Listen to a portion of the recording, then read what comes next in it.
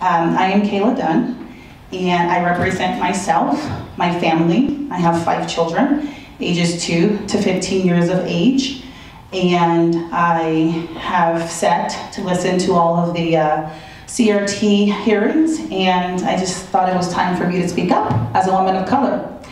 And so I just thank you so much for the opportunity to speak to all of you today and to make my voice and my family's voice heard, because it is very important that you get the other side of this, another perspective. I'm here to let everyone know, especially those who are perpetuating the lie that I am oppressed. I'm here to let them know that I can speak for myself, that I can walk, I can talk, I can read, I can swim. We are not all the same. And despite what Joe Biden says, I also understand how to operate computers. In fact, my children built their own computers. And I also want to let everyone know that we are also very capable of inventing, that blacks can build, that we can become Supreme Court justices, that we can lead armies, that we can break Olympic world records, that we can become NASA mathematicians, and we can become pivotal to sending the first Americans and astronauts into space, that we can also become the President of the United States for 2 terms. That's what blacks can do, and we are not oppressed. We can do all of this because we live in an incredible country, America, that offers us limitless possibilities for all people whom are willing to dream and work hard. That is why I love this country, and that is why I oppose critical race theory and anything that resembles it. The single biggest obstacle to success for any person is the limitations they place on themselves. It is also the mental enslavement perpetuated by an infectious political party. I believe in higher education, and I believe that representation matters. Studies show time and time again that higher education equates to higher income. Dumbing down education isn't the answer. And you know what else isn't the answer? Telling black people that they are inferior by suggesting that they are oppressed simply because of their skin color. That is discrimination, and that is racist. We as humans have a hard enough time struggling for belonging. We struggle in our relationships with our partners. We struggle in our religious communities. We struggle in our work, and we struggle for belonging at school. Imagine how awkward, and this is very personal because my children said they did not want to attend any school that was teaching CRT. But imagine how awkward that first day would be when a black child walks into a school that's teaching CRT, and they don't know if their relationships are authentic or out of pure pity. Imagine how that must feel.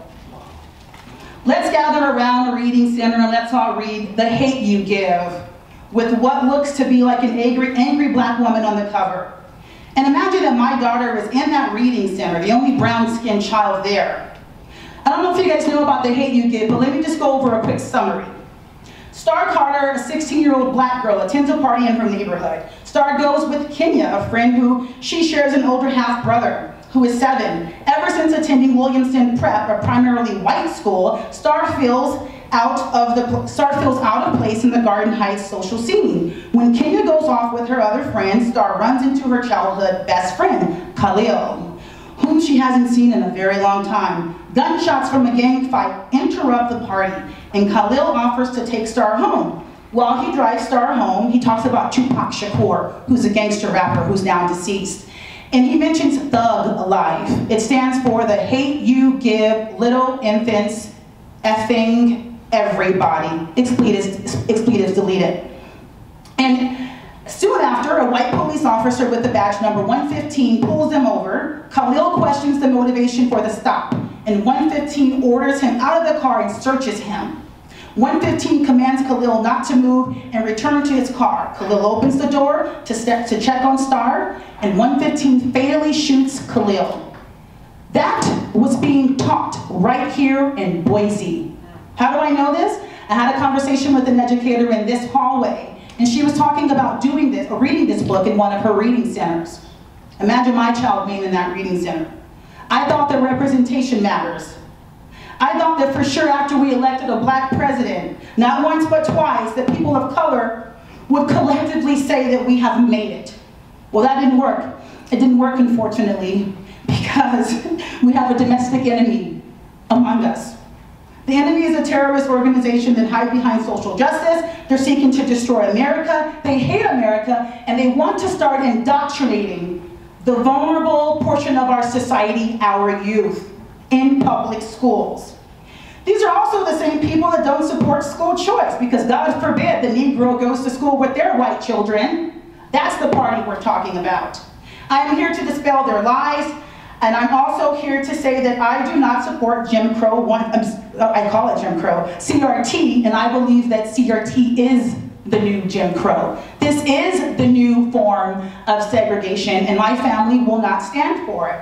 What if, instead of teaching the hate you give in a reading center, what if we broke out the book, Reaching for the Moon, which is an autobiography of the NASA mathematician Katherine Johnson, the one who helped send astronauts into space? What if we did that? Imagine the joy you would see in that little black girl's eyes when she hears how she too can achieve great things like Katherine Johnson. Why don't we talk about the woman that was born into slavery, General Harriet Tubman, that commanded the Union Army? What if we talk about her? She was the first woman to lead a military operation. They won't tell you about that now, will they, in your history books? They talk about the atrocities of slavery at the hands of whites, but they won't talk about how whites were being commanded by this black woman and how whites helped free the slaves.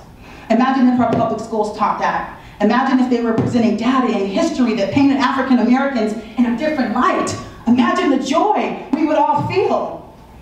I'm not talking about just for 1 month, which is Black History Month, but throughout the entire year. They won't do that because it doesn't advance their agenda.